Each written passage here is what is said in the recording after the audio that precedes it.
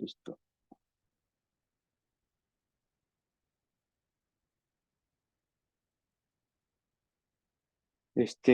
Ahora sí, muchas gracias por estar aquí presentes, las personas que estamos aquí en el auditorio del Sanatorio Español.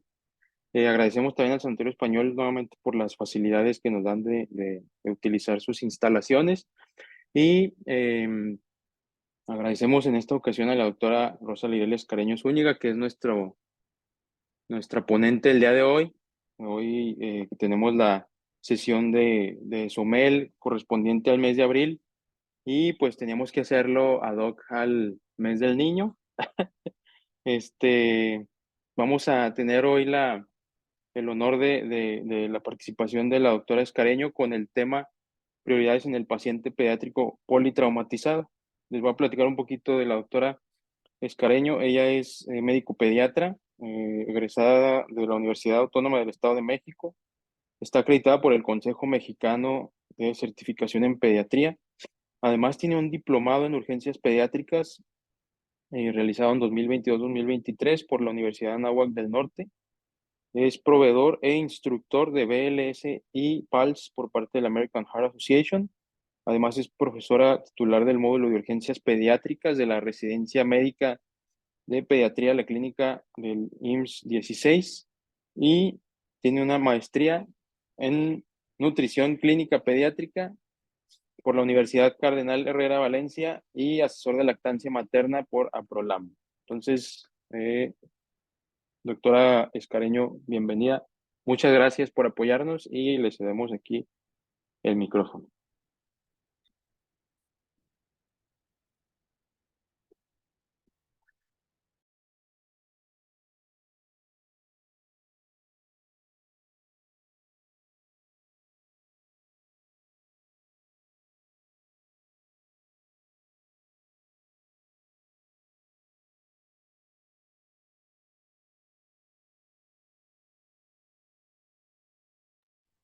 Ujú.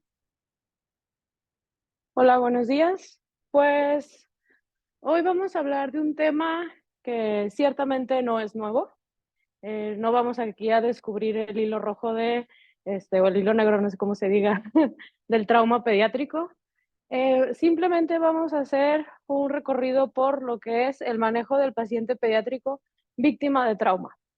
La plática está diseñada un poquito para diversos escenarios. Es decir, sabemos todos que nuestra realidad situacional es diferente. Incluso un mismo médico puede enfrentarse a diferentes realidades y se tiene que enfrentar a estos pacientes de maneras diferentes.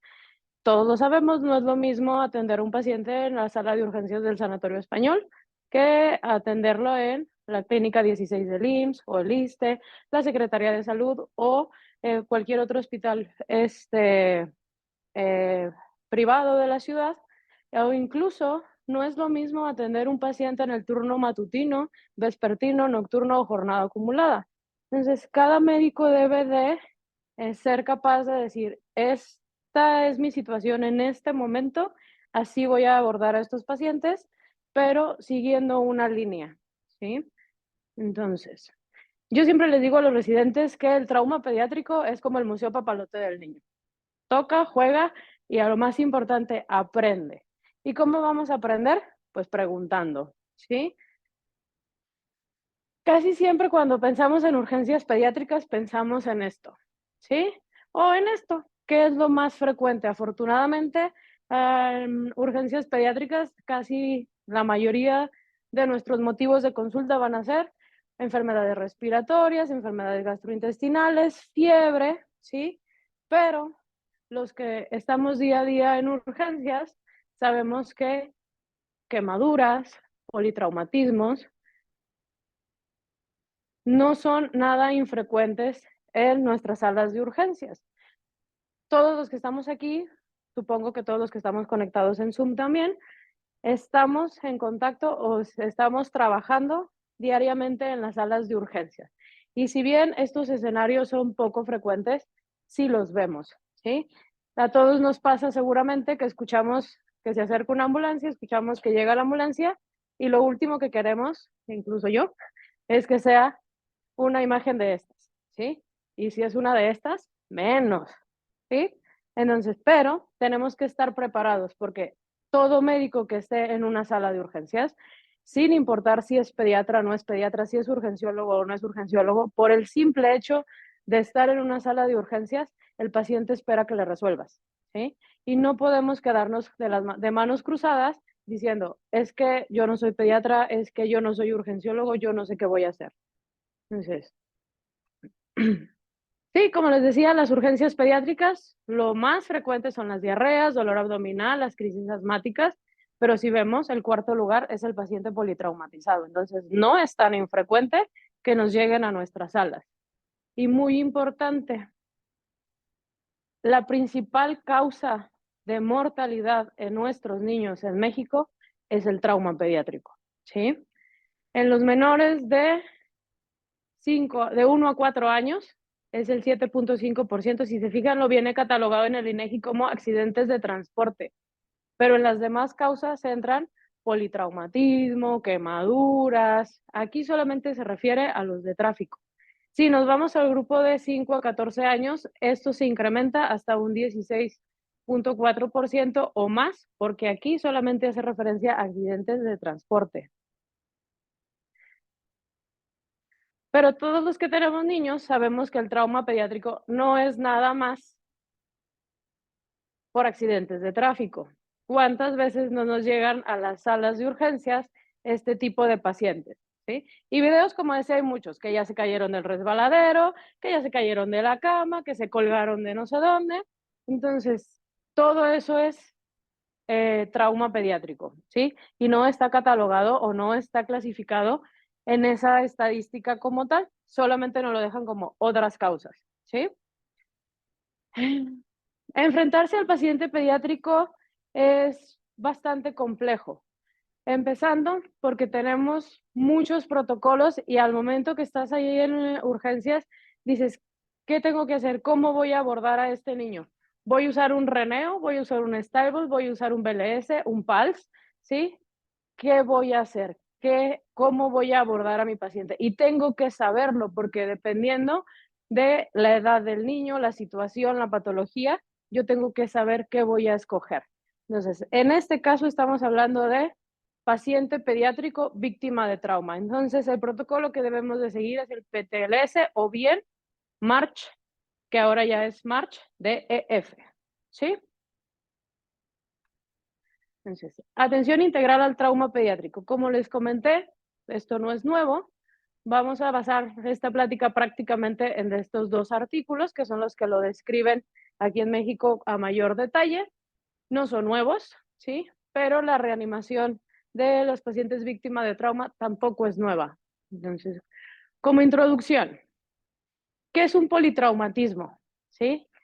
Es la presencia de dos o más lesiones traumáticas o bien una sola si esta pone en peligro la vida o existe el riesgo de secuelas graves. Es decir, un traumatismo craneoencefálico severo por sí, por definición, ya se debe considerar como un politraumatismo, ¿sí?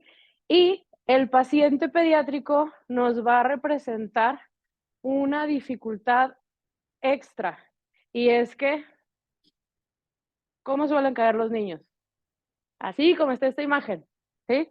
No está puesta de chiste, está puesta porque así caen los niños.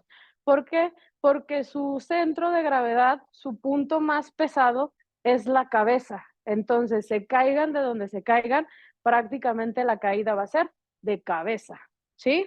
Aparte que les encanta colgarse y pues también la cabeza va primero, ¿verdad? Entonces, el paciente pediátrico politraumatizado va a tener un traumatismo de cráneo de gravedad variable y puede ir asociado a otras lesiones en otras partes del cuerpo, pelvis, extremidades, tórax, abdomen y cuello. Pero casi siempre la cabeza va a estar involucrada. Y eso es algo muy importante que no podemos perder de vista, porque cuando vayamos avanzando, vamos a ver qué dicen. Y se hace esto, pero ojo, si tiene traumatismo en la cabeza. Y podemos hacer esta otra cosa, pero ojo, si tiene golpe en la cabeza. Entonces, con los niños, ojo, casi siempre está afectada la cabeza. Entonces, en el politraumatismo pediátrico, la mayoría de las muertes, al igual estoy segura que en los adultos, ¿sí? La mayoría de las muertes se van a dar en el lugar del accidente. Y desafortunadamente, para esas muertes no podemos hacer nada más que educación vial para prevenir accidentes. Sin embargo, el 30% restante van a ocurrir en las horas posteriores al accidente y se deben a hemorragia, hipovolemia e hipoxia. ¿Y qué creen? Como sabemos, estas sí se pueden prevenir y estas son las que vamos a intentar en la siguiente hora o en los minutos iniciales de nuestra atención prevenir. Entonces, a raíz de esto surge el término de reanimación abreviada. ¿Qué es una reanimación? El restablecimiento de las funciones vitales del niño, ¿sí? Ojo, vitales, esa es la palabra clave. En este caso, pues de las víctimas de trauma y que va a iniciar con la atención prehospitalaria. En las víctimas de trauma, tan importante es lo que yo haga en el hospital como lo que el paramédico haya hecho fuera del hospital. ¿Por qué? Porque si dijimos que aquí lo que se haga en las primeras horas, ¿sí? ¿Quién tiene la primera hora a ese paciente?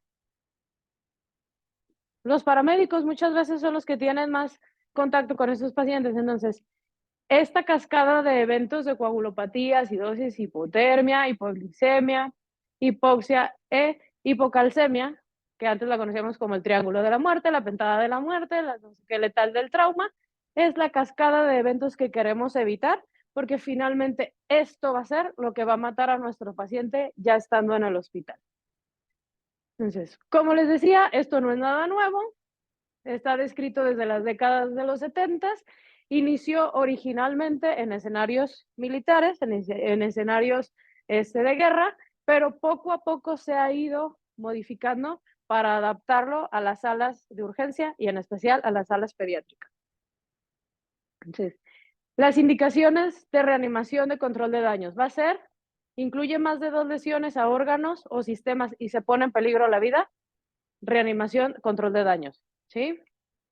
Es un estado de choque exsanguinante que lleva más de 70 minutos, control de daños, ¿sí?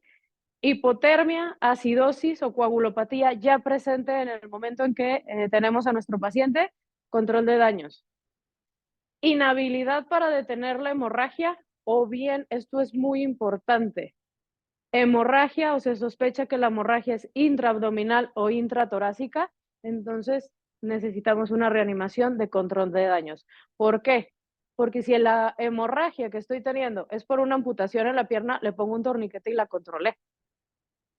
Pero si el niño lo atropellaron, chocó, le pegaron con una bicicleta, se cayó y lo golpeó el manubrio de una bicicleta y trae un hematoma en el abdomen, ¿de dónde está sangrando?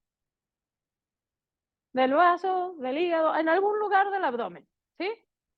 ¿Cómo lo voy a contener en mi sala de urgencias? No lo puedo hacer, entonces necesita pasar urgentemente a quirófano este paciente a una cirugía definitiva, no, a una cirugía de control de daños, ¿sí? Y muy importante,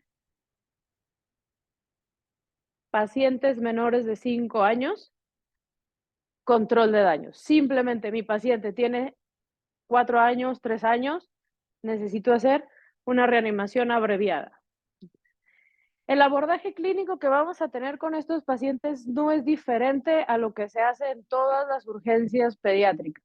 Quien ya vio el PALS, quien ha visto PTLS, quien ha visto protocolos de pediatría, sabemos que la acción en pediatría es sistema, evaluar, identificar, intervenir, reevaluar, ¿sí?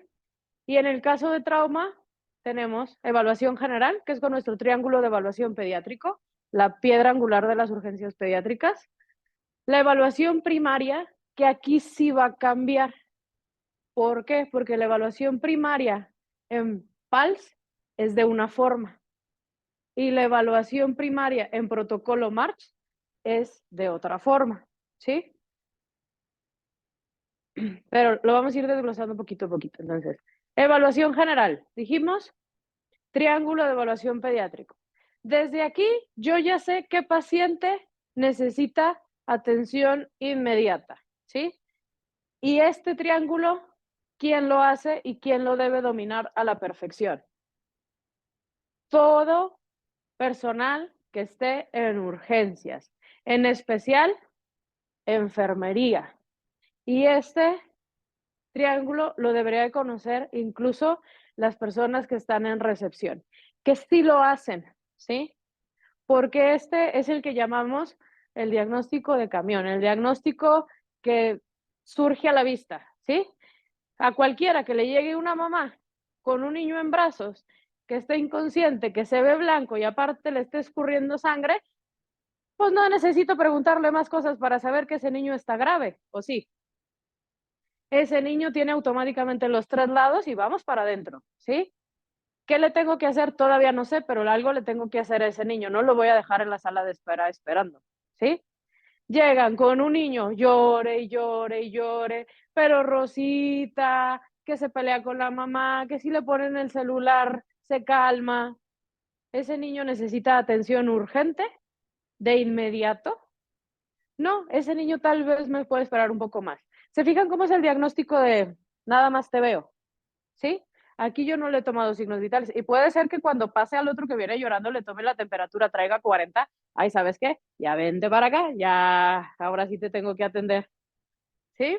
Entonces, evaluación primaria, protocolo March, es todo esto, pero no se asusten, lo vamos a ir desmenuzando poquito a poquito. ¿Sí? Entonces, protocolo March, M, hemorragias masivas. Y esa es la clave, masivo. Y ahí es donde van a empezar nuestras definiciones. Vía aérea, respiración, circulación, que si nos fijamos, esto es PALS, ¿sí? Todos, prácticamente todos los esqueletos de nuestros protocolos siguen un orden, solamente tal vez cambia un poquito para abajo, para arriba. Entonces, hemorragia masiva, vía aérea, respiración, circulación, hipotermia, que es de especial importancia en el paciente víctima de trauma, déficit neurológico, glicemia o dextrosis, discapacidad neurológica, dolor, exposición y FAST. Este es el protocolo March. Entonces, hemorragia masiva. Entonces, la principal causa de muerte dentro de la hora dorada del trauma es el sangrado exsanguinante. Y es ahí que debemos definir lo que es masivo. Entonces, el sangrado masivo me va a generar choque hemorrágico que a su vez va a desencadenar acidosis y coagulopatía por consumo. Lo que les decía, es la cascadita, ¿sí?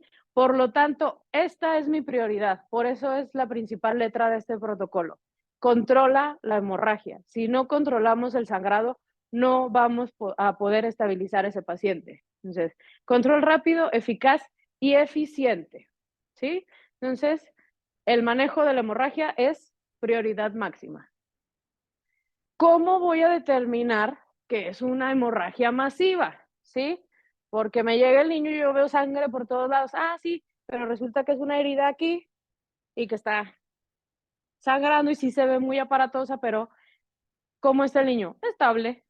Eso no es una hemorragia masiva, ¿sí? Entonces, hemorragia masiva, parámetros clínicos, pérdida de sangre evidente en los niveles 3 y 4 de la escala ATLS. Esta es la escala ATLS modificada para pacientes pediátricos, porque ¿qué vamos a tomar en cuenta? La pérdida de volumen que hayamos tenido, los signos vitales, la presión arterial, la función urinaria, el estado mental y las necesidades de líquido, ¿sí? Nuestro paciente está chocado y está sangrando o está chocado y lo atropellaron, ¿por qué está chocado? Pues lo más probable es que es un choque hipovolémico, ¿no? ¿Sí? O que dependiendo de la atención que le estemos dando sea la respuesta. Entonces, paciente, esta tablita es esta tablita, ¿sí? Entonces, tenemos un paciente en clase 3 o clase 4. Ya determinamos que tiene un choque hemorrágico o una hemorragia masiva. ¿Qué vamos a hacer? Identificar y vamos a activar el sistema de alerta, ¿sí? Se supone que todos los hospitales deben de tener un protocolo propio que cuando llegue un paciente con una hemorragia sepan cómo actuar. Entonces, para contener una hemorragia vamos a tener dos vías, las vías farmacológicas y las vías mecánicas. Y las vías farmacológicas, ¿las tenemos en todos lados? ¿En sus hospitales tienen ácido tranexámico? ¿No? ¿Fibrinógeno? ¿Crioprecipitados? ¿Disponibles para que cuando llegue alguien los pasemos? No, entonces tenemos que pensar tal vez en la otra vía. Entonces, farmacológicos, en los hospitales que los tengamos, ácido tranexámico, bolo de 15 miligramos por kilo. Aquí es bien fácil acordarte, es la dosis del paracetamol. Lo que le toca de paracetamol, le toca de ácido tranexámico. Esa es una manera que a mí jamás se me ha vuelto a olvidar, ¿sí? Se pone en un bolo inicial y después se deja en infusión, ¿sí? Y los mecánicos, estos es muy importante que los identifiquemos porque difícilmente nos va a tocar a nosotros ponerlos en el hospital. Casi siempre estos los pone ¿quién? Los paramédicos, exactamente. Entonces, ¿por qué quiero que ustedes los identifiquen? Para saber no quitarlos, ¿sí? No es infrecuente, a mí me pasó, yo estuve así a punto de colapsar en ese momento, que era un paciente de poco común que lo atropellaron, traía una lesión muy importante, no estaba amputado, pero tenía mucho sangrado, incluso con el torniquete seguía sangrando, ¿sí? Y el paramédico traía uno de esos y se lo puso, ¿sí? Y en cuanto llegó a urgencias, así de, vamos a ver la lesión. No lo abras, no lo toques, mientras tú no sepas y no tengas cómo contener esa hemorragia, esto no se quita, esto no se afloja, ¿sí? Y también, como dice el doctor Ademir, pues sí también nos sirve para saber cómo quitarlos. Este se quita bien fácil, nada más le desenrollas aquí y ya. Solita la presión que hace, lo abre. Pero quitar uno de estos, ¿lo han intentado? ¿Han tenido uno de estos en las manos alguna vez? ¿Lo han visto? ¿No? Bueno, esto es como un cincho de esos de las cajas de paquetería, ¿sí? Que es bien fácil poner, pero a ver, quítenlo, ¿sí? No nos compliquemos. Se corta con una tijera, ¿sí? Sí, yo puedo abrir el gancho, ¿sí? Y abrirlo para poderlo usar en otra ocasión. Sí, sí se puede, ¿sí? Pero si se usa y se usa y se usa, va a dejar de apretar. Bueno, entonces, torniquete. Está indicado ya en los pacientes pediátricos desde los 5 años de edad, ¿sí? El tema del torniquete estaba mucho en discusión, ¿sí? Porque si el síndrome por perfusión y todo esto, y el dolor crónico, y chalala, ok.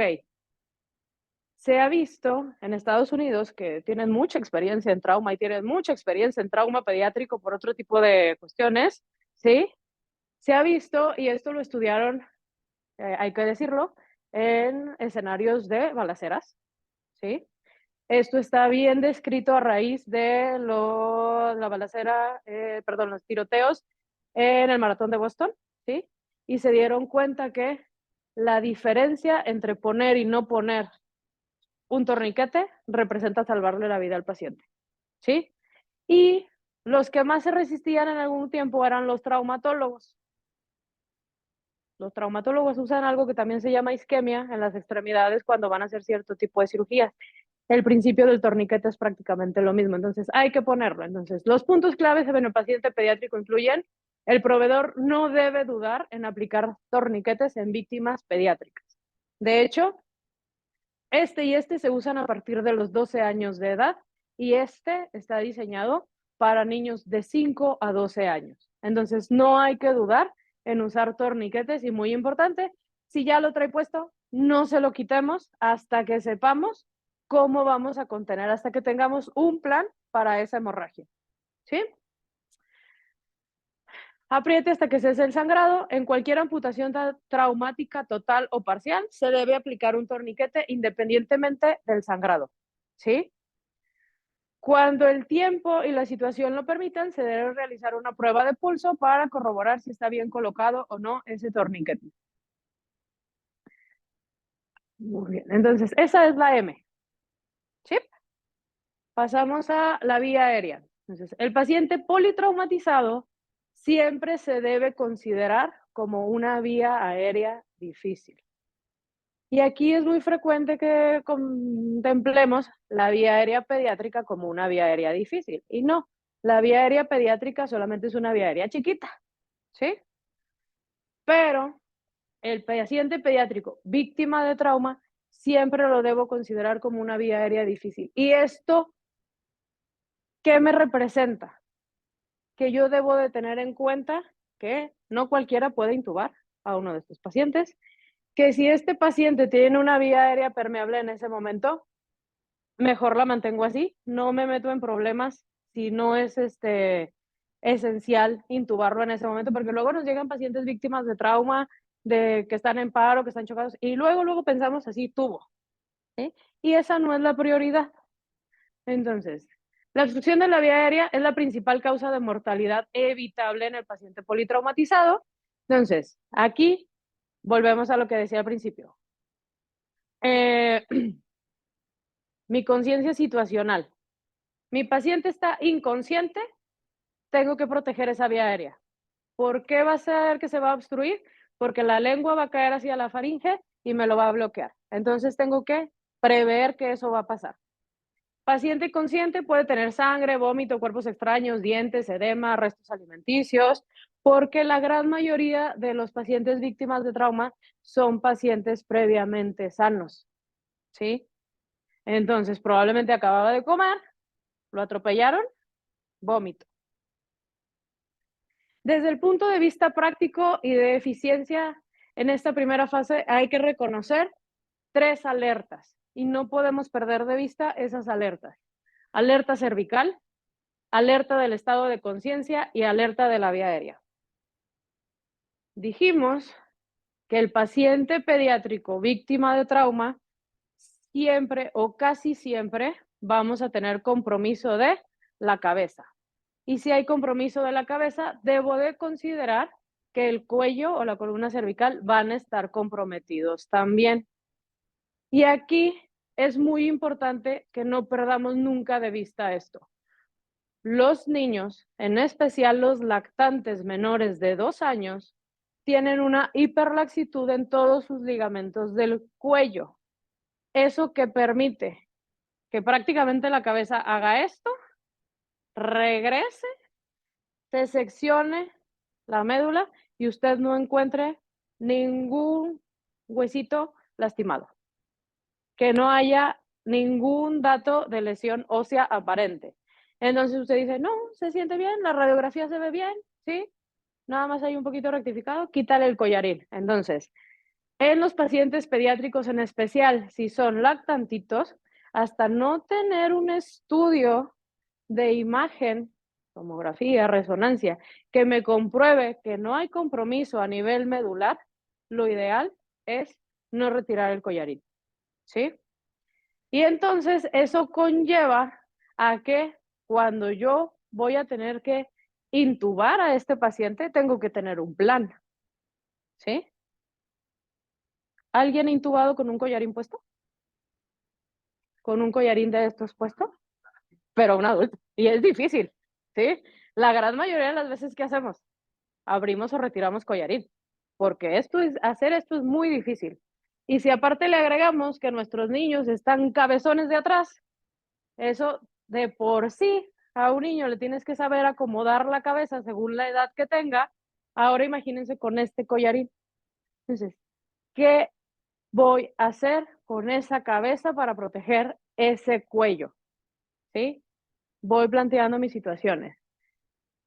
Siguiente, alerta del estado de conciencia. El niño está tranquilo, está respirando solo, está reactivo, se mueve, ¿sí? Paciente que está consciente, habla o llora y respira con normalidad, esa vía aérea, ¿cómo está? Permeable. No hay necesidad de hacerle nada urgente en ese momento, salvo vigilar que esa vía aérea siga así, ¿sí? Paciente inconsciente con ruidos respiratorios anormales, datos de dificultad respiratoria, se pasará de forma inmediata al manejo instrumentado de la vía aérea, ¿sí? Y finalmente la alerta de la vía aérea. La vía aérea ya está obstruida, hay que desobstruirla, ¿sí? ¿Se mantendrá desobstruida? Ok, así la mantengo, ¿sí? Se mantendrá la vía aérea permeable mediante, idealmente, cánulas orofaringeas, son estas, ¿sí? El paciente esté inconsciente, pero ventila solito, no me meto en complicaciones. Meto una canulita de esas, le pongo oxígeno y lo mantengo ahí, ¿sí? Si no es posible, si el paciente no ventila, si veo que esa vía aérea se me va a perder, entonces tengo que intubar al paciente. La técnica ideal para mantener permeable una vía aérea en un paciente víctima del trauma es la intubación, ¿sí? Ahorita vamos a ver que hay otras opciones, pero lo ideal es que sea la intubación. ¿Por qué? Porque en estos pacientes el riesgo de compromiso medular es mucho. Entonces, tú no te puedes estar arriesgando, estar quitando y poniendo el collarín, estar acomodando y desacomodando la cabeza, ¿sí? Ay, ¿sabes qué? Ya se le salió la cánula. Ay, ¿sabes qué? La mascarilla laringia ya se le movió. Ay, ¿sabes qué? Ya llegó el intensivista, ¿sí? Él lo va a intubar, entonces, quítalo y ponlo, ¿sí? Se debe utilizar una secuencia rápida de intubación con premedicación y utilizando siempre una guía tipo Bogie con un algoritmo de vía aérea difícil, ¿sí? Tenemos que dejar atrás la idea de que a los pacientes pediátricos no se usa guía, ¿sí? Tan se usa que existen guías para tubos desde el 3. Y un tubo del 3 es para un recién nacido de 3 kilos, ¿sí? Entonces, esa idea absurda y de antaño que todavía está muy arraigada todavía en muchos pediatras que dicen, no, los pediátricos se intuban sin guía, se usan tubos sin globo, no, eso ya se ha visto que te trae más complicaciones. Entonces, una guía tipo Bogie siguiendo un algoritmo de vía aérea difícil. La intubación debe efectuarse retirando el collarín y realizando una inmovilización cervical bimanual. Entonces, en el paciente víctima de trauma, ¿cuántas personas deben de estar encargadas de la vía aérea? Mínimo 2, ¿sí? En caso de no lograr la intubación orotraqueal y el tiempo apremia porque el estado del paciente te dice, necesitamos ventilar a este paciente, ok, tenemos dispositivos supraglóticos que debemos preferir aquellos que ayuden a la intubación posterior del paciente y para eso tenemos el dispositivo SALT, que es ¿lo han visto alguna vez? ¿Sí? Este es como un puñito, así como lo ven, que lo único que haces es le abres la boca al paciente, lo metes hasta donde topa, aquí adentro tiene un hueco, por ahí metes el tubo y en menos de 5 minutos ya tienes intubado a tu paciente, ¿sí? Desventaja de esto es que esto no se puede quitar hasta que extubes a tu paciente. Ahí se queda, ¿sí? Mascarillas laringeas Fast Track, que se pone la máscara laringea y a través de ella se desliza el tubo ya para intubar al paciente. Ya que está fijo el tubo, o bueno, ya que colocamos el tubo, retiramos la mascarilla o bien los tubos laringeos que solamente se introducen. ¿Los tenemos? Yo nunca los he visto, salvo este. No sé ustedes que están más en urgencia. Entonces, ya sabemos que a los pediatras nos encanta complicarnos la vida, ¿sí? Y nos encantan las matemáticas. ¿Cómo vamos a calcular el diámetro del tubo endotraqueal para nuestro paciente? Quien me diga se gana un chocolate. Obviamente soy pediatra. ¿Quién? Exacto. Se lo lanzaría, pero está muy lejos, doctora. Tiene su representante legal por aquí. 2 porque la doctora ahorita vale doble. Muy bien. Tenemos varias fórmulas, ¿sí? Y es la edad entre 4 más 4, exactamente. Sí, es la fórmula más usada por los pediatras. es la más fácil de recordar, pero también puede ser que se topen con alguien que les diga edad más 16 entre 4. El resultado que nos da es el mismo. La siguiente pregunta. ¿Cómo calculo hasta dónde voy a meter el tubo? ¿Quién sabe? En el recién nacido es el peso del recién nacido más 6. De 1 a 11 meses, el peso entre 2 más 8. Y en mayores de 1 año, la edad entre 2 más 12. ¿Sí? Y hay otra forma más sencilla, menos exacta, pero que a la hora de las patadas te puede ayudar a resolverlo muy rápido, es el tubo que insertaste por 3. Es decir, si inserté un tubo del 3, lo meto hasta el 9. ¿Sí? Y como en todo paciente con vía aérea difícil, debemos de mantener siempre presentes los mandamientos de la vía aérea. Oxigene lo mejor posible, ventile lo mejor posible, evite el trauma. El primer intento de intubación debe ser el mejor y el único. Evite la broncoaspiración. Deje el ego y pida ayuda si es necesario. Y muy importante, trabaje en equipo. Nadie lo sabe todo. Nadie lo puede todo. Y ante un paciente de esta gravedad, todos lo sabemos, necesitamos un equipo muy grande de personas donde cada uno esté enfocado a una función y el que esté enfocado a cada función debe ser el mejor en esa función, ¿sí? Si no lo sé, si no lo puedo hacer, si tengo dudas, ¿sí? Mejor buscar a alguien que se sienta más diestro o más capaz, porque si no, vamos a estar ahí con el laringo así, no, jálale más, muévele aquí, llevas 1, llevas 2, llevas 3, y ya cuando llega el experto, ¿sí? O alguien que fue más, ya se topa con una vía aérea edematizada, con sangre, con más secreciones, un paciente más inestable. A ver, ¿cómo llegó tu paciente? Pues llegó medio somnoliento, ¿sí? Medio confuso, pero respiraba solo, respiraba bien y con la pura mascarilla se estaba oxigenando. ¿Para qué corro a intubar? ¿Sí? ¿Sabes qué? Sí, como que estaba más deteriorado, tenía que darle presión positiva con la bolsa, pero con eso se mantenía, ok, manténlo ahí. ¿Te sientes seguro de intubarlo? Intúbalo. ¿Ya tienes todo? ¿Sí? Porque luego pasa que queremos intubar y todavía no tenemos las cosas para intubar. Entonces, todo eso va haciendo que nuestros intentos de intubación vayan a fracasar. Entonces, deje el ego y pida ayuda. ¿Sabes qué?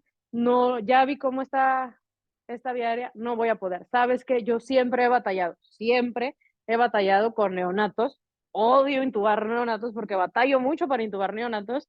Entonces, cuando a mí me toca intubar un neonato, ya estoy pensando a quién le voy a hablar si yo no puedo. ¿Sí? Y hay veces que desde que veo al bebecito, digo, yo no voy a poder, lo mantengo con el ambú, háblale a la doctora Lomas, háblale a quien más confianza le tengas para ese tipo de pacientes y que lo intube, no pasa nada, es trabajo en equipo. ¿Sí? Entonces aquí ya tenemos la M y la A. Muy bien. Respiración. Una vez asegurada la vía aérea e inmovilizado el cuello, vamos a evaluar la función pulmonar del paciente, es la parte de oxigenación y ventilación. Se deben detectar signos de insuficiencia respiratoria grave y valorar si hay cianosis, posición de la tráquea, ingurgitación yugular, expansión torácica, dificultad respiratoria y calidad de la entrada de aire a los pulmones. Cuanto más chiquito es el paciente y más, tanto de edad como de complexión, es menos resistente al neumotórax. Entonces, en los pacientes, mientras más pequeños sean, más rápido tenemos que detectar y corregir un neumotórax. Si hay signos de insuficiencia respiratoria persistente, es importante descartar en primera intención un neumotórax a tensión antes de intubar. ¿Sí? Y aquí me van a decir, chivo, pero no sé por qué la va antes de la C, digo, de la R. ¿Sí? Porque primero vi, está permeable, no está permeable. No está permeable, lo tengo que intubar. Ok. ¿Hay neumotórax? Sí, me espero. ¿Sí? ¿Entiende? Todo esto es rápido. ¿Sí? Sí. Descartar lesiones torácicas potencialmente letales, neumotórax a tensión, neumotórax abierto, hemotórax masivo. Ya dijimos, no todas las hemorragias del paciente víctima de trauma son visibles. Pueden estar en abdomen, pueden estar en tórax y muy importante en los pacientes pediátricos pueden estar en la cabeza. Hay pacientes que esa hemorragia masiva, en especial si son bebecitos, el sangrado, tú dices, es que no está sangrando de ningún lado. ¿Ya le viste la cabeza? ¿Ya le hiciste un ultrasonido en la cabeza a ver cómo está? Y le haces el ultrasonido y tapizado de sangre. ¿Sí? Ah, por eso estaba chocado. Porque la mitad de su volumen está en la cabeza. ¿Sí? Entonces, por su rápida evolución, el diagnóstico debe ser clínico y no se debe esperar a la confirmación radiológica para tratarlo. Recordar que la ventilación mecánica puede transformar un neumotórax simple en uno a tensión. Por eso, primero debo descartar que no haya un neumotórax antes de pensar en intubar al paciente. Siempre que se sospeche un neumotórax a tensión durante el tratamiento hospitalario, se debe priorizar el drenaje sobre la punción. En un mundo ideal, ¿sí? Si esto no se puede lograr o si la condición no está permitida, se debe realizar inmediatamente una punción o una toracocentesis, creo que es líquido, ¿sí? ¿Por qué digo en un mundo ideal? Porque esta guía te dice, ¿sí? Las punciones deben de quedar atrás. Ya en un hospital, donde se cuente con personal adiestrado, con material adecuado y que se tenga experiencia en la colocación de sondas, no punciones, espérate a la sonda. ¿Eh? En un hospital del IMSS, del ISSSTE, de la Secretaría de Salud, ¿cuánto tiempo se tardan en llevarnos el material para una sonda pleural? Y más si es un paciente pediátrico. Nos vamos a esperar esa media hora, esa hora, esas 2 horas, ese medio turno, ese que llegue en la mañana, el jefe que trae las llaves para corregir esto. No, lo tienes que funcionar, ¿sí? Desafortunadamente a nosotros no nos ha tocado estar en un mundo ideal, ¿sí? Se hace exactamente igual que en los adultos, nada más tomando en cuenta que la caja torácica pues es más chiquita, ¿no? Entonces, se va a funcionar a nivel del segundo espacio intercostal en la línea medio clavicular con un catéter del 14 al 16 acoplado a un sello de agua o una válvula de Heimlich. Sí tienen, ¿sí? Válvula de Heimlich o sonda pleural. Volvemos, mundo ideal. Aquí, ¿lo tengo en urgencias? Sí, sí lo tengo en urgencias. ¿Mis urgenciólogos están capacitados para ponerlo? Probablemente algunos sí, algunos no. ¿Sí? Tenemos una fortuna de que algunos hospitales le hables al cardiotórax y llega y te lo pone. Y otro, pues, te toca entrarle a ti. Entonces, desventajas de estos equipos es que mientras más chiquito es el niño, más batallas para encontrarlo. Sí los hay, sí, sí los hay. Pero si se batalla para uno de adultos, para uno de un pediátrico más. Entonces, ¿qué usamos muchas veces en nuestros niños? Esto, ¿sí? ¿Qué usamos muchas veces en nuestros niños que no está aquí? Las cánulas endotraqueales, los tubitos del 3, con los que intubamos normalmente, los fenestramos y los metemos como si fuera la sonda pleural. ¿Por qué? Porque es difícil tener acceso a ese material. ¿Sí? ¿Qué es esto? Un neumotórax abierto. Entonces, al igual que en los pacientes adultos, el neumotórax abierto se sellará para evitar el neumotórax a tensión y lo convertiremos en un neumotórax simple. Y el tratamiento que va a recibir en ese momento ya es el de un neumotórax simple, es decir, colocación de su sonda pleural. Se coloca, al igual que en el adulto, con un parche de gasa que nada más cubra 3 lados para que esto genere un efecto de válvula y permita la salida del aire sin generar tensión a nivel de la caja torácica. El hemotórax masivo lo vamos a definir como la presencia de sangre en la cavidad pleural que ocasiona un compromiso hemodinámico y generalmente lo vamos a ver cuando el volumen sea mayor al 25% del volumen pediátrico. El tratamiento consiste en colocar un drenaje torácico en el quinto espacio intercostal a nivel de la línea media axilar y reposición enérgica de volemia. Igual manera, no tengo forma de colocar una sonda, entonces lo punciono. ¿Con qué? Con el catéter más gordo que tenga, porque lo que va a salir es sangre, para estabilizar un poco al paciente. ¿Va a ser el tratamiento definitivo? No. ¿Es el tratamiento ideal? No. ¿Es lo que tengo en ese momento? Es lo que hago en ese momento. Creo que todos nos hemos visto en esas situaciones en algún momento, ¿no? A veces es más frecuente de lo que quisiéramos. Entonces, circulación. Manejo hemodinámico del control de daños. Tras asegurar la permeabilidad de la vía aérea, una oxigenación y ventilación correcta, vamos a ir al estado hemodinámico del paciente. En primer lugar, hay que verificar los sitios donde previamente fueron colocados los vendajes, los parches, los torniquetes, ¿sí? Las gasas hemostásicas para corroborar que la hemorragia esté controlada, ¿sí? Si no está controlada, tengo que hacer una pausa aquí para buscar ese control. Si el paciente tiene una amputación, el torniquete es de aplicación inmediata, sin pensarlo. Posteriormente hay que realizar una valoración clínica del paciente para detectar signos de choque hipovolémico y clasificar su gravedad, que ya sabemos que en el paciente pediátrico el choque lo podemos encontrar compensado o hipotensivo. Es decir, algunos médicos o algunos pediatras todavía tienen la idea de que choque es igual a hipotensión. En el paciente pediátrico no es así.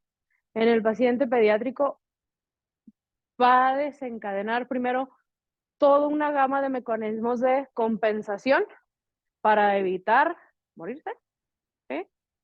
Antes de que baje la presión arterial. Cuando tú te enfrentas a un paciente pediátrico, taquicárdico, polipneico, ¿sí?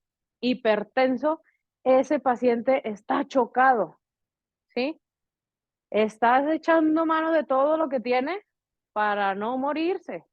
Cuando se vencen ya todos esos mecanismos y tú ya lo encuentras hipotenso, bradicárdico o con frecuencia cardíaca normal, pero ya hipotenso, aguas, porque ese paciente ya te está avisando que se te va, ¿sí?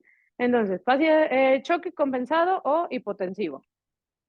Vamos a explorar los pulsos centrales, llenado capilar, temperatura, frecuencia cardíaca y obviamente la tensión arterial. Tenemos que reponer ¿qué en estos pacientes? Volumen, ¿sí? Volumen. ¿Y cómo lo vamos a reponer? Idealmente, volvemos a lo mismo, en un mundo ideal, choque hipovolémico de causa hemorrágica se trata con sangre. ¿Cuánto se tardan en cruzarnos un paquete de sangre? Paquete global. O conseguirnoslo. Que nos lo preste banco de sangre. ¿Sí? Ah, no tiene donadores. ¿Sí? Muy bien. Entonces, ¿pero cómo se lo voy a meter? Empezando por ahí. Tenemos allá enfermería. ¿Es fácil canalizar a un paciente chocado? No, es la cosa más difícil que hay sobre la faz de la Tierra. Sobre todo si ese paciente chocado ya llegó hipotenso. Canalizarlo va a ser todo un reto, ¿sí? Entonces, en estos pacientes está indicado la colocación inmediata de una osteoclisis, ¿sí? ¿Cuánto tiempo toma poner una osteoclisis? ¿Quién ha puesto aquí una osteoclisis? En la vida real, sí. Cuando estás en las prácticas en el parche, así, te tomas tu tiempo, te acomodas, ves la aguja, ves el... ¿sí? No, en la vida real, en tiempo real. ¿Cuánto tiempo toma poner una osteoclisis? Menos de 30 segundos, ¿sí? Si sabes ponerla y si tienes el material adecuado para ponerla. ¿Tenemos esto aquí? No. ¿Qué tenemos? ¿Es lo ideal para poner osteoclisis? No.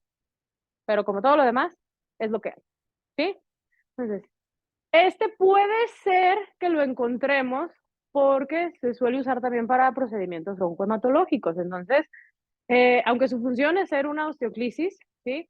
Se ponen, esto entra al huesito, esto se gira, se fija, se retira esta parte y ahí tiene la entrada para que conectes tu vía y metas tus líquidos.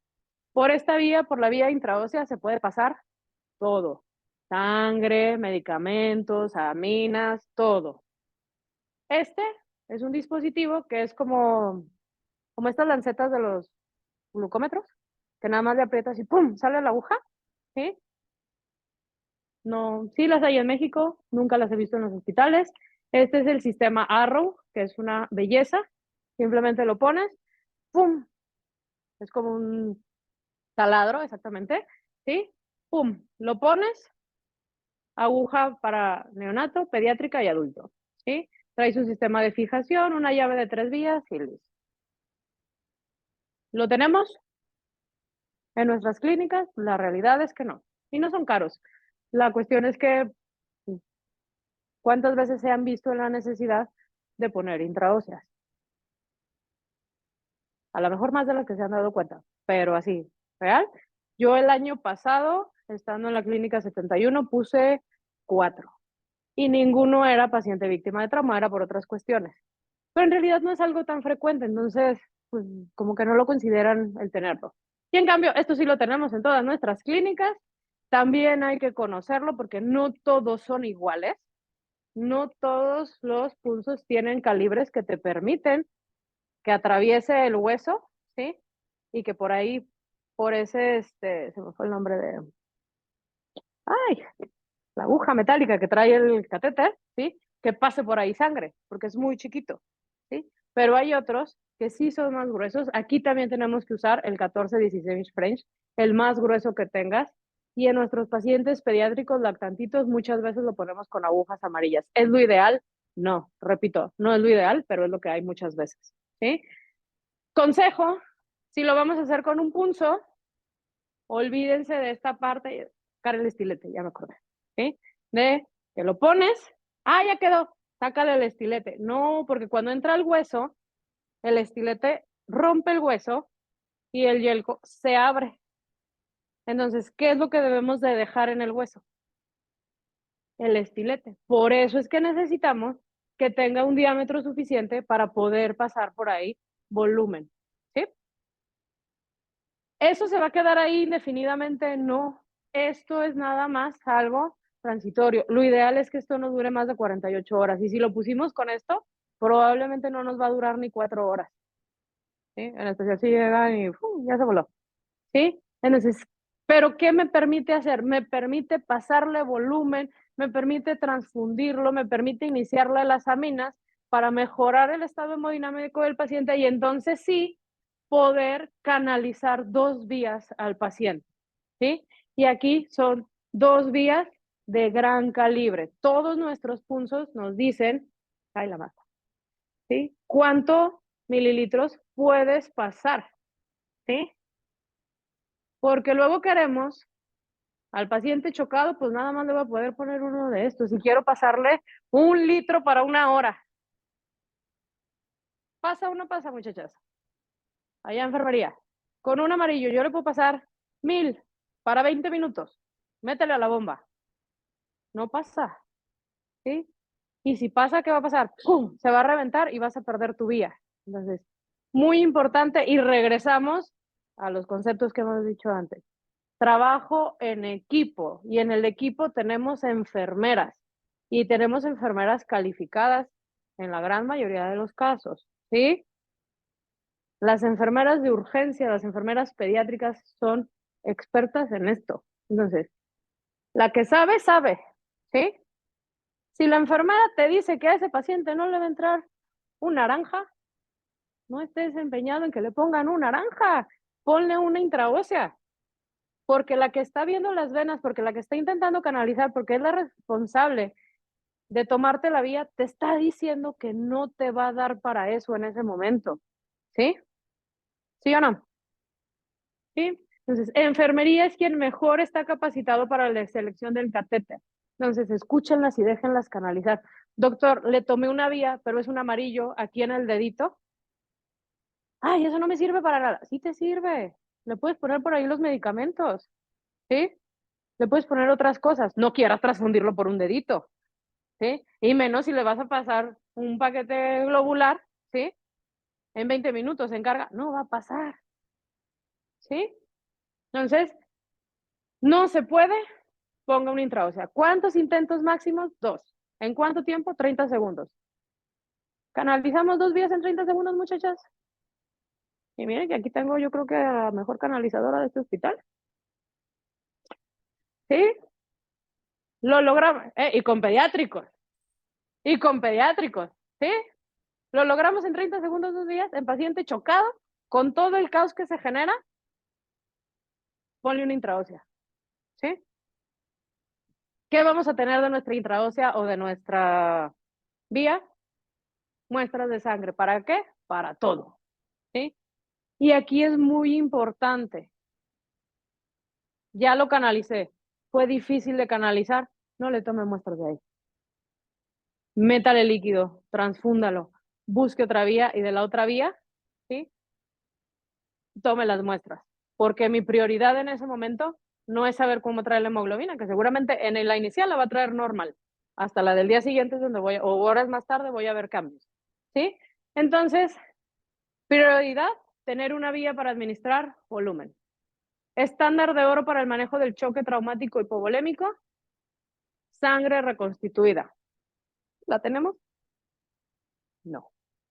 Difícilmente. Sí la puedo mandar a reconstituir. Nosotros los pediatras estamos bastante familiarizados con reconstituir sangre porque la usamos para las exsanguíneo-transfusiones, pero sabemos que el trámite solamente se hace en la mañana, en cierto horario, cuando está el jefe de banco de sangre. Entonces, ¿sí?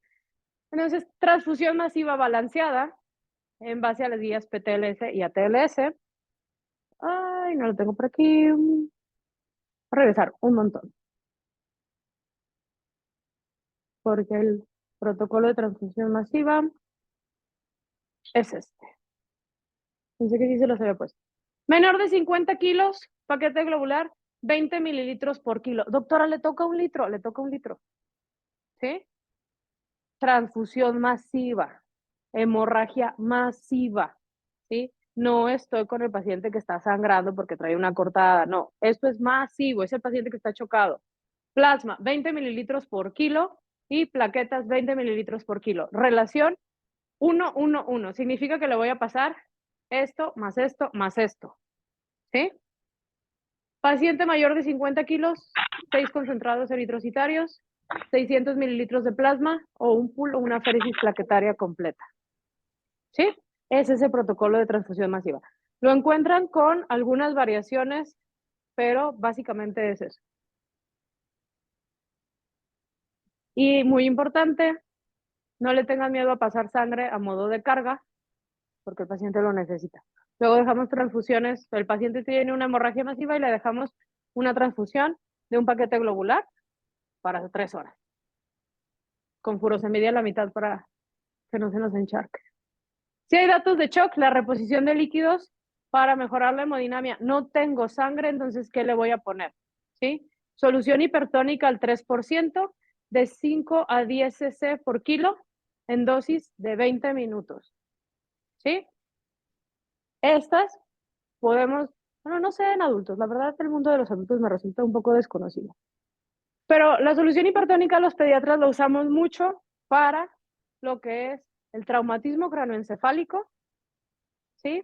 Entonces, esa misma solución, así como se prepara, 83 de ABD más 17 de hipertonal 17.7%, de 100 mililitros, y de ahí tomas la cantidad que necesites, ¿sí?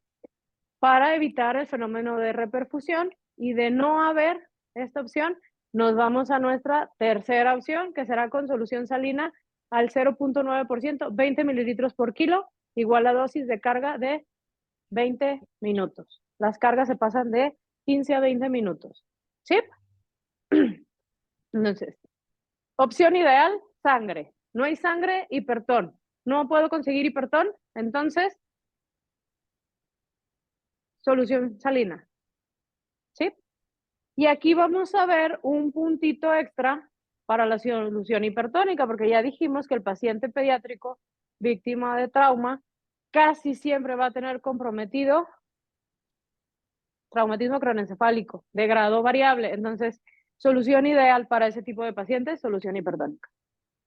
De hecho, si nos vamos a las guías de manejo del neurotrauma pediátrico, se recomienda que todo paciente con un traumatismo craneoencefálico de moderado a severo, con tomografía, sin tomografía, todavía en el momento mínimo reciba una dosis de solución hipertónica. Entonces, paciente víctima de trauma, sangre o solución hipertónica. Sin miedo. Si las hemorragias no se han controlado, aquí es donde entra uno de los principales, o si no es que el principal dilema del paciente víctima de trauma. Hipotensión permisiva y reanimación retardada con solución salina hipertónica al 3%, de 5 a 10 cc en 20 minutos. Esto para evitar complicaciones como la coagulopatía por consumo. Sin embargo, la medida de hipotensión permisiva está contraindicada cuando el paciente presenta traumatismo craneoencefálico. ¿Lo hago o no lo hago? ¿Qué me lo va a matar más rápido? ¿La hemorragia o la complicación del traumatismo craneoencefálico? ¿Sí? Entonces, sí está ahí como para pararte un momento a pensar y volver a hacer todo tu, ¿sí? Revisión de tu caso, así como que, en este niño, ¿lo hago o no lo hago? Ya no como lo hice ayer, ya no lo como hice antier, no como lo voy a hacer mañana. En este niño, ¿qué necesita este niño? ¿Sí o no? ¿Sí? Entonces, cuando finalice cada bolo, revise la respuesta hemodinámica del paciente, explorando nuevamente los datos clínicos hemodinámicos. Si ya desaparecieron los datos de shock, se infundirán líquidos a necesidad basal. Y damos gracias a Diosito. ¿Sí? Si no ha respondido, se debe valorar la administración de un nuevo bolo de cristaloides y o más transfusión de sangre total en caso de que ya la tengamos. ¿Sí? Hipotermia. Mayores de 10 años implica una temperatura menor a 35. A menor edad, la hipotermia se va presentando con mayor temperatura. En un neonato que tenga abajo de 37 grados, ojo, tiene 36,5, qué chido. Ay, es un recién nacido que lo traían en una ambulancia, chocó la ambulancia y aparte de que prematuro, traumatizado. Caso de la vida real. ¿Sí? Entonces, tiene 36,5, a todo dar, ¿no? Ponle su cuna de calor radiante a ese bebé porque necesita temperatura. La hipotermia va a afectar todos los sistemas corporales, va a disminuir la frecuencia cardíaca, el gasto cardíaco, va a aumentar las resistencias vasculares, genera arritmia, disminuye la tasa de filtración glomerular, altera la absorción de sodio, reprime el sistema nervioso central. Entonces, estos efectos son principalmente deleterios en los pacientes lactantes y recién nacidos, por lo tanto, hay que llevarlos además a una fuente de calor radiante. ¿Todas nuestras salas de urgencias tienen cuna de calor radiante? No, deberían, pero no. ¿Sí? La mayoría de las que las tienen, la tienen por si alguna vez llega una señora y pare ahí, no pensando en que los lactantitos sean víctimas de trauma. ¿Sí? Entonces, casi terminamos. Déficit neurológico. Traumatismo craneoencefálico causa daño nervioso primario e irreversible como resultado directo del impacto y a ese no le voy a poder hacer absolutamente nada. Sin embargo, es fundamental evitar la lesión secundaria debido a la hipovolemia, hipotensión, hipoxia e hipercapnia. ¿Quién me producía esto?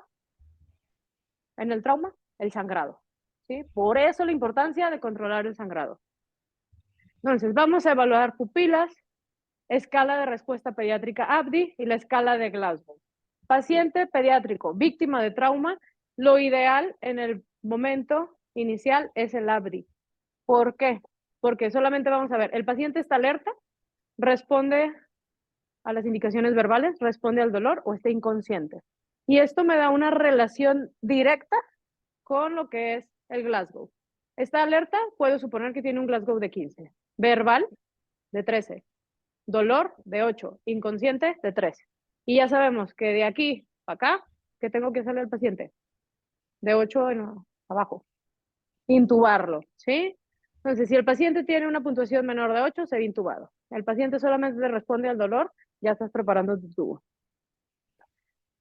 Datos de hipertensión intracraneal, pues bueno, anisocoria, bradicardia, hipertensión, hiporreactividad pupilar, posición de descerebración, de corticación, que bueno, esto ya no queremos llegar a ver nada de esto, ¿verdad?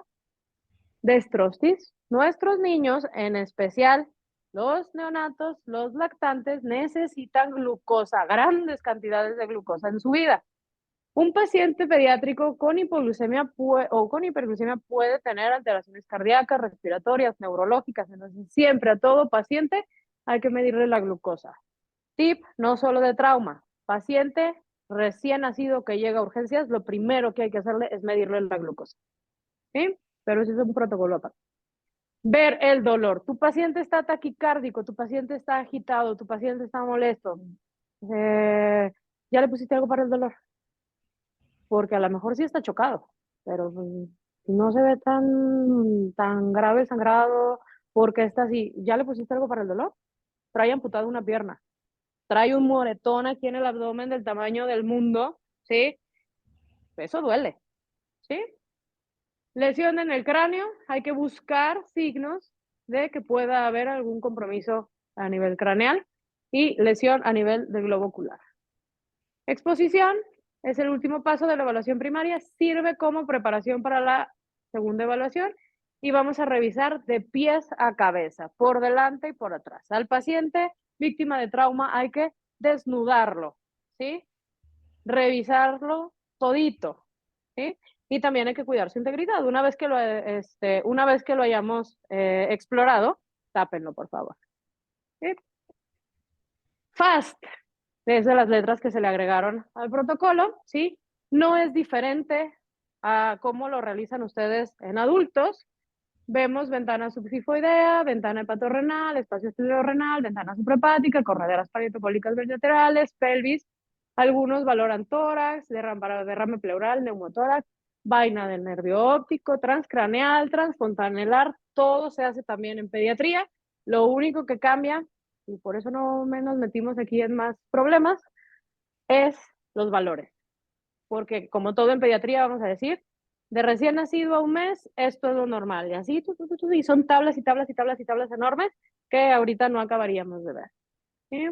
Entonces, la tifoidea, hepatorrenal, igualito que en los adultos. Espleno renal. Lo único que cambia, pues, es que son más chiquitos. ¿Sí? Y suprapúbica. Ya, casi acabamos. En la F, y aquí es como la parte emotiva de todas estas pláticas.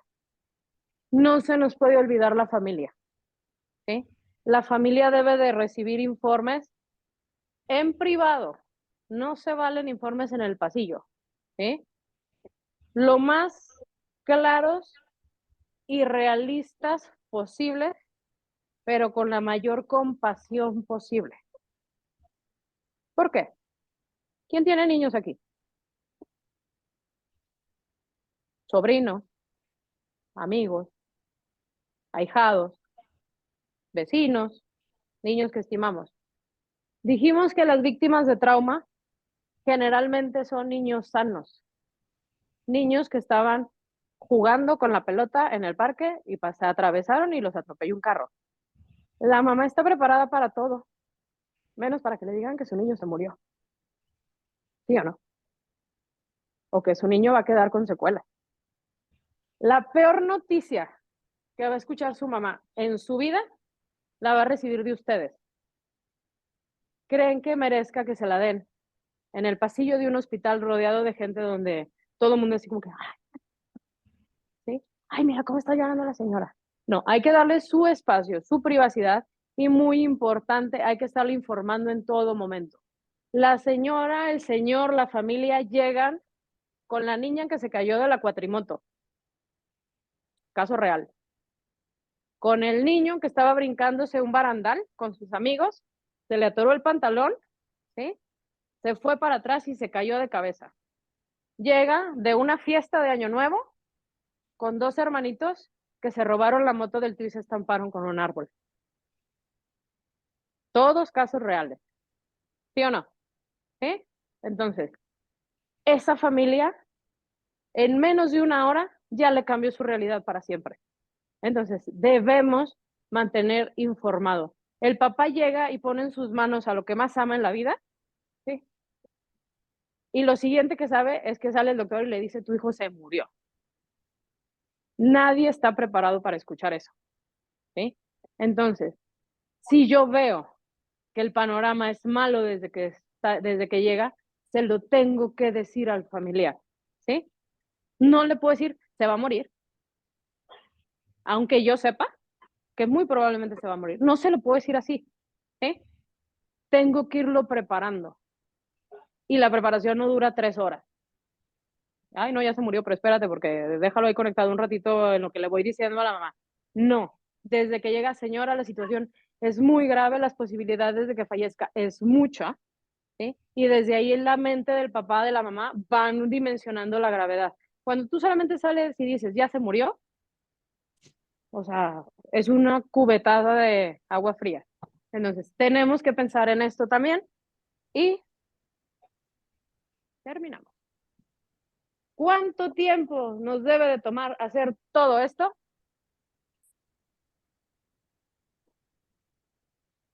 ¿Se puede o no se puede?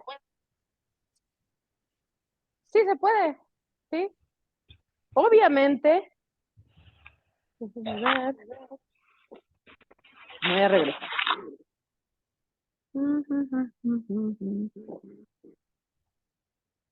Y es la importancia de que todos tengamos estas pláticas y estas capacitaciones, todos los que estamos en urgencias.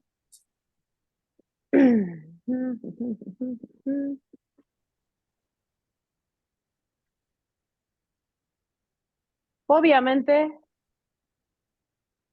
si yo quiero hacer todo, porque yo soy el mejor y el más punta, ¿voy a poder hacer todo? Tal vez sí. ¿Cuánto tiempo me va a tomar? Un chorro, ¿sí? Pero si yo me pongo a poner el torniquete en lo que el doctor Ademir evalúa la vía aérea, en lo que la doctora Barbie está auscultando los campos pulmonares, en lo que la doctora Pedruesa está poniendo la intraósea, en lo que Odalis ya mandó traer la cuna de calor radiante y se me fue, Arlencita ya está tomando el Destrostis y está evaluando rápidamente el Abdi y ay,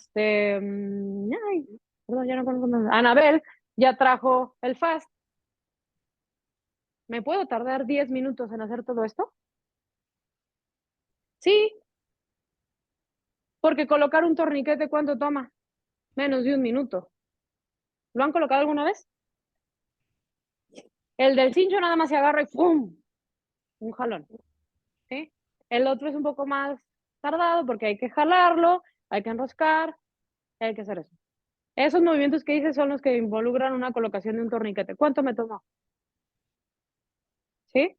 Entonces, si yo quiero hacer todo esto, sí me va a tomar más de 10 minutos. Si yo trabajo en equipo, voy a hacer que en lugar de estar trabajando punto 1, punto 2, punto 3, punto 4, voy a estar 1, 2, 3, 4, 5, porque son 5 personas diferentes que saben en dónde están paradas, saben lo que están haciendo y están haciéndolo de manera efectiva, ¿sí? Entonces, ¿se puede hacer en 10 minutos? Sí, sí se puede hacer en 10 minutos. Si yo digo, no, yo no lo voy a funcionar, yo voy a esperar a que me traigan la válvula de Heimlich o que me traigan la sonda pleural. ¿Voy a hacerlo en 10 minutos? No, porque las jefas se tardaron media hora en bajarte el equipo.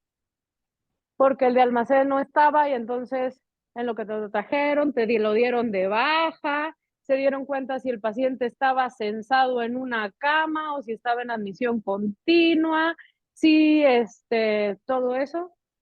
Ahí pues no lo voy a hacer en 10 minutos, obviamente, ¿sí? Pero si yo digo, no le puedo poner una sonda pleural, función. ¿Cuánto toma funcionar un tórax? Te tardas más en que te pasen el isodine para limpiarle que en lo que metes la aguja, ¿sí? Entonces, esta es la importancia de que todo personal que esté en una sala de urgencias reciba capacitación de trauma y que todo personal que trabaja en urgencias sepa cómo es su sala, qué tiene su sala, a qué no tiene acceso su sala. En este turno sí tengo esto, en este turno no tengo esto. Ahorita, ¿cómo estoy recibiendo la sala? ¿Sí? Porque el paciente, que si Simplemente, si yo recibo en esta sala 3 pacientes víctimas de trauma al mismo tiempo, ¿los voy a poder atender? ¿Cuántas tomas de oxígeno tengo? ¿Cuántos respiradores tengo? ¿Cuántos ventiladores tengo? ¿Cuántos carros rojos tengo? ¿Sí? Entonces, esa es una clave muy importante para saber dónde estoy parado y qué puedo hacer y qué no puedo hacer, ¿sí? Yo jamás voy a pensar en poner una sonda pleural de entrada en la clínica 71. ¿Por qué? Porque yo estoy en el turno nocturno y sé que no lo tengo. No en menos de media hora.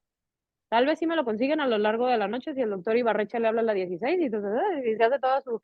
Sí, probablemente sí lo voy a tener a lo largo de la noche, pero de entrada no lo voy a tener. Incluso en la misma 71, ¿sí? Sabemos que no tenemos lo mismo en admisión continua que en terapia intensiva y en terapia intensiva pediátrica y en ay, los de cardio, en coronarios, ¿sí? Sabemos que tenemos cosas diferentes, ¿sí? Entonces la realidad se afronta de maneras diferentes en cada uno de los espacios, ¿sí? Entonces, pues, importancia de conocer estos protocolos, de estar familiarizados y que todos en el mismo equipo hablemos el mismo idioma. Sí, porque si pásame un torniquete y te pasan el de la canalización, no, pues no, ¿sí? Muy bien. Entonces, sería todo, ¿sí? Muchísimas gracias por la invitación a comer, ¿sí? Muchísimas gracias. Ellos son mis profesores de trauma y de urgencias pediátricas, los cuales pues han ayudado a que yo esté aquí el día de hoy. ¿Vale? Muy bien.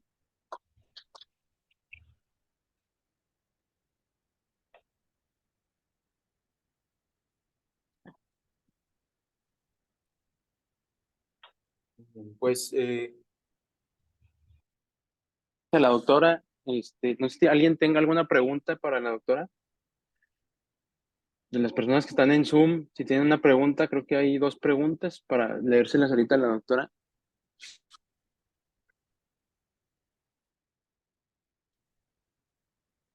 La solución hipertónica al 3% se prepara 83 mililitros de agua bidestilada con 17.7 mililitros o 17 mililitros de concentrado de sodio al 17%.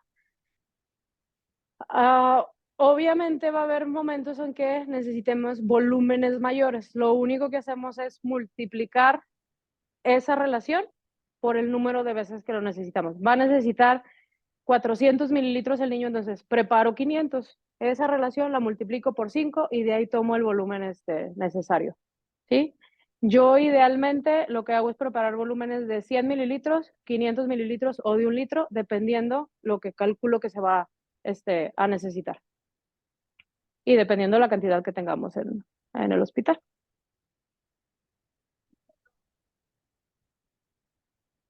Los valores normales de glucosa en el niño también dependen del grupo de edad. Los neonatos prácticamente pueden manejar glucosas de 35, los manejamos idealmente arriba de 45, lactantes mayores de 60 y ya escolares, adultos, idealmente arriba de 70.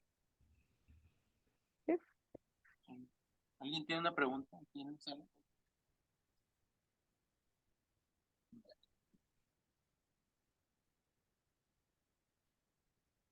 El torniquete, ok, eso es muy importante. Los torniquetes que tenemos y los que vimos aquí solamente sirven para extremidades, ¿sí? Se debe de colocar por arriba de la ropa, ¿sí? Y del nivel de la amputación, de 3 a 5 centímetros por arriba del nivel de la amputación. ¿Sí? Hay otros torniquetes especiales para ingle, para abdomen y para nivel axilar, pero no son como fácil de verlos en la práctica diaria. Muy bien. Entonces, ¿hay alguna otra pregunta? ¿Alguien más? ¿No? Bueno, entonces, si no tenemos... aquí está otra pregunta. Dice, ¿en cuánto tiempo podemos transmitir un paquete globular? Como lo decíamos en la plática, el paquete globular, si tu paciente está chocado y lo vas a usar para reanimación, al igual que los líquidos, se pasan para 20 minutos. ¿Sí? Ok, Entonces es una carga, pero de paquete globular. ¿Sí? Incluso hay algunos hospitales que tienen estos como manguitos de baumanómetro que generan más presión en el paquete para que pase más rápido. Esto es para perfundir más rápido. Entonces, si es para reposición de volumen, como lo vimos aquí para protocolo de transfusión masiva, te hace 20 minutos. ok. Preguntan cada cuánto tiempo tendremos que transfundir el paquete. En este caso es igual que la reanimación de líquidos, son hasta 3 volúmenes en 1 hora y muy importante vigilar los datos de sobrecarga de líquidos, las reacciones adversas a los hemoderivados y muy importante, al igual que con el líquido, si vemos que desde nuestro segundo carga, ya sea de líquido o de sangre, no hay una respuesta, no nos podemos olvidar también del uso de aminas. ¿Sí? Esto es como lo mínimo indispensable que tenemos que ofrecerle a nuestro paciente. Obviamente, hay muchas otras cosas que se le pueden ofrecer a este tipo de pacientes, como en todas las urgencias, pero este es como el esqueleto principal, lo mínimo que en urgencias tenemos que ofrecer. Muy bien. Bueno, entonces creo que ya no hay más preguntas. Queremos agradecerles a los asistentes de aquí de presencial y a los asistentes que estuvieron acá en la parte virtual, que fueron, lo más que tuvimos fueron, me parece, 60 personas. Entonces, gracias y obviamente muchísimas gracias a la doctora Careño por su excelente ponencia. Tenemos aquí un detalle y le entregamos obviamente su constancia de participación, que es esta, Gracias. y un regalito para usted. Ay, Sí, claro que sí. Una foto. espérame. Mi dedo. Mi dedo mucho. Bueno, pues muchas gracias, doctora. Muy padre su plática, muy completa y nuevamente agradecerle a todos ustedes, gracias a los que están ahí en Zoom y nos vemos en la siguiente sesión. Muchas gracias.